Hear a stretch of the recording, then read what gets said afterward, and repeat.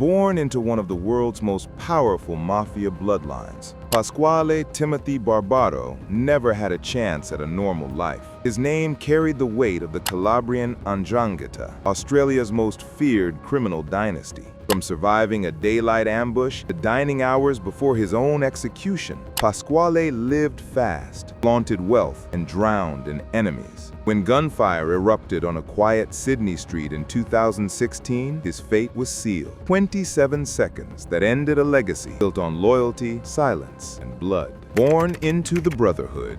When you're born a Barbaro, you don't get to choose the life. It's already chosen for you. Pasquale Timothy Barbaro came into the world in 1981, carrying a name that carried weight and danger. He was part of the Australian branch of the Calabrian Ndrangheta, one of the most feared and deeply rooted clans of the Ndrangheta. This wasn't some street-level crew hustling for survival. This was the real thing. The Ndrangheta has always been considered one of the world's most powerful mafia organizations, more secretive than the Sicilian Cosa Nostra, more brutal in its methods, and bound by an unbreakable loyalty to family and blood. The Barbaro family traced its roots back to Platy, a small, rugged mountain town in Calabria, Italy, the birthplace of their Ndrangheta in the late 1800s. But by the mid-1900s, branches of that same family had made their way to Australia, settling in Griffith, New South Wales. It was a farming town on the surface, green fields, vineyards, orchards, but beneath that, Griffith had a much darker reputation. By the 1970s, it was known as the marijuana capital of Australia, controlled by Calabrian families who ran massive grow operations and nationwide drug networks. The Barbaro bloodline reads like a criminal dynasty.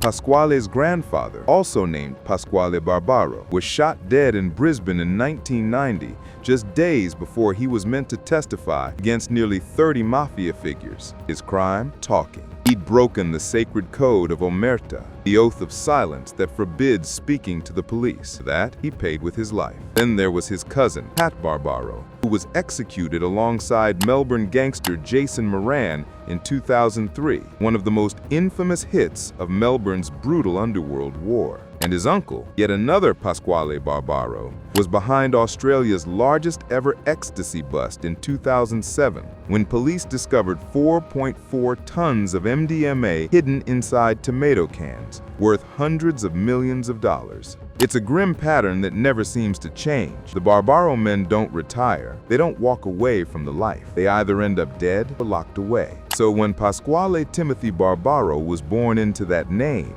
that history, that code, it was almost like his fate had already been written.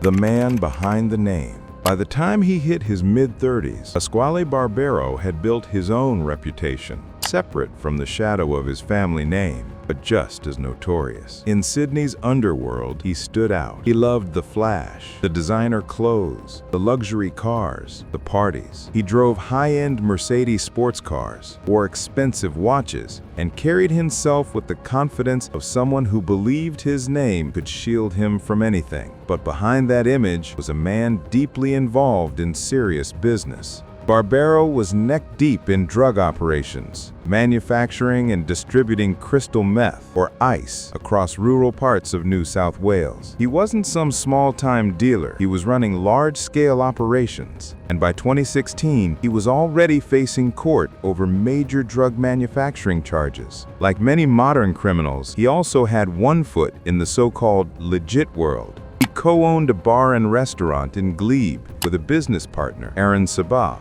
On the surface, it looked like a fresh start, a chance to go clean. But the venture crashed hard, leaving nearly $300,000 in unpaid rent. And in the world Pasquale moved in, debts like that don't just disappear. They turn into threats, pressure, and sometimes deadly consequences. Barbaro's connections ran deep across Sydney's underworld. He mingled with bikie gangs, Middle Eastern crime figures, and men from the notorious Brothers for Life gang.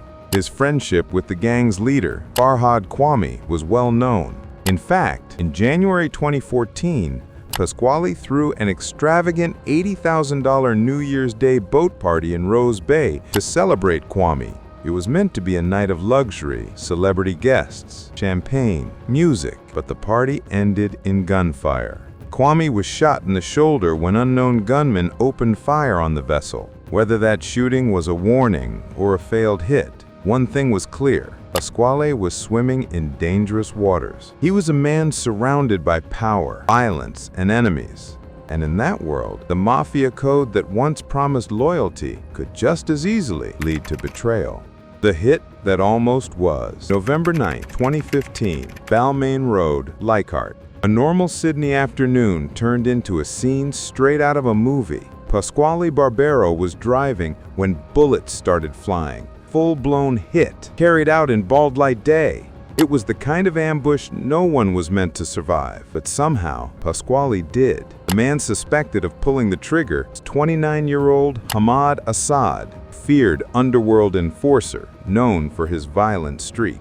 Whether Assad was working for someone or acting on his own, no one really knows. But one thing was certain, someone wanted Barbaro gone, and this wasn't some random street beef. And then, a year later, everything took a darker turn. Just 2 weeks before Pasquale's actual murder, Hamad Assad himself was executed, gunned down outside his home in George's Hall. Timing couldn't be ignored. October 25, 2016, Assad is killed. November 14, 2016, Barbaro is shot dead, less than 21 days apart. Was it revenge? Had Barbaro's people tracked him down and settled the score? Or was it another layer in the endless web of Sydney's underworld, where everyone's connected and every favor, every betrayal eventually comes full circle? The city was bleeding bodies, and even the police were struggling to keep up with the pace of violence. Each killing seemed to spark another, and all roads, in some way or another, kept leading back to Pasquale Barbaro, the code of silence and the rumors. But in the world Barbaro lived in, bullets weren't always the most dangerous weapon. Rumors were. And in the months leading up to his death, one rumor began to spread like wildfire. Pasquale Barbaro was talking. Veteran crime journalist Keith Moore, who had followed the Barbaro family for decades, said underworld figures believed Pasquale had broken omerta, sacred Mafia code of silence. It's the rule every made man lives by. You never cooperate with the police, you don't testify, you don't snitch. You do your time, you keep your mouth shut, and you protect the family, even if it kills you.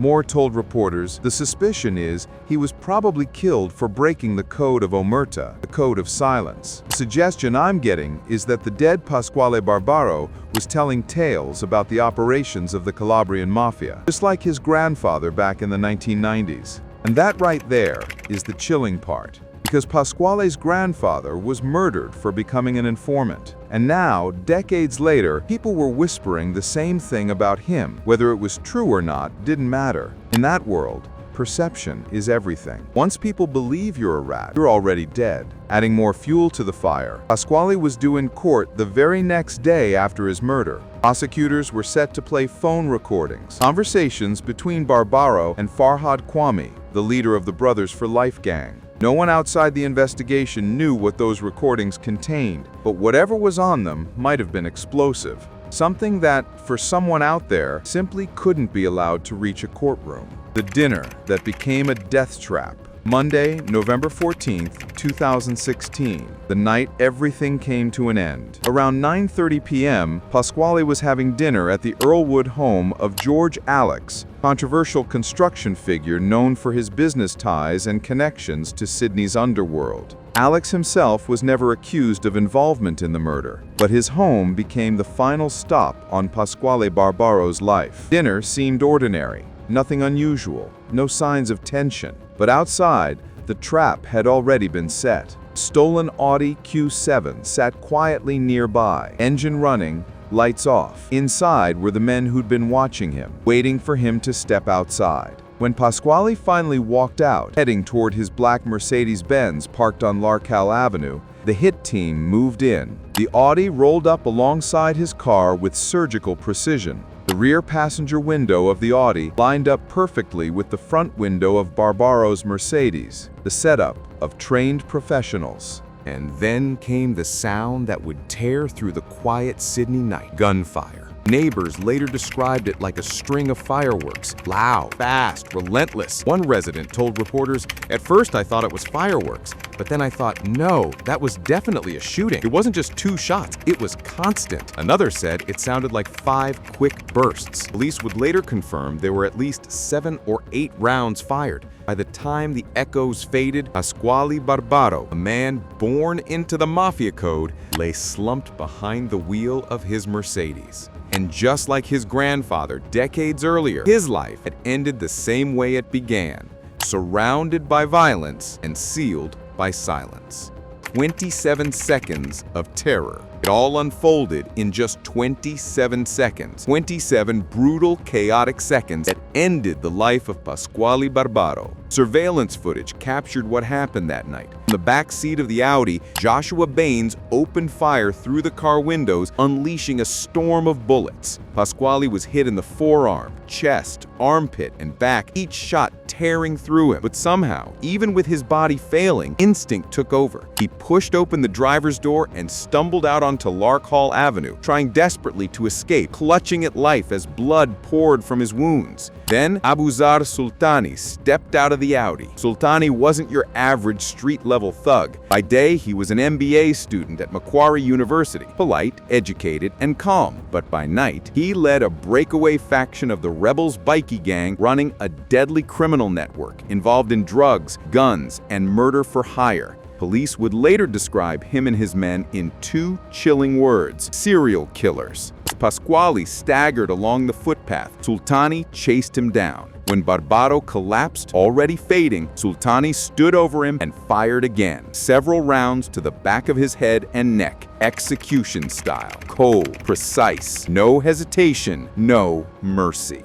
In those final seconds, the life of Pasquale Timothy Barbaro, 35 years old and a father of 2, ended violently on that quiet Sydney street. The escape and the evidence. Moments later, the killers vanished into the night. The Audi Q7 sped away from Lark Hall Avenue. Sultani, Baines, and getaway driver Siar Munchizada inside. They drove straight to nearby Concord, where they torched the Audi in Goddard Park, hoping to erase every trace of what they'd done. Waiting nearby in another car, Sultani's Subaru SWRX, was their 4th man, Midwaz Danishyar, ready to scoop them up and disappear. But what they didn't know was that they were already being watched. Police had been tracking Sultani's gang for months under Strike Force Raptor, an elite task force investigating the rebels' Burwood chapter. They planted bugs inside Sultani's SWRX, tapped phones, and set up secret surveillance at his Sydney Olympic Park apartment. So while the crew thought they'd just pulled off the perfect hit, they were driving straight through a digital web of police intelligence.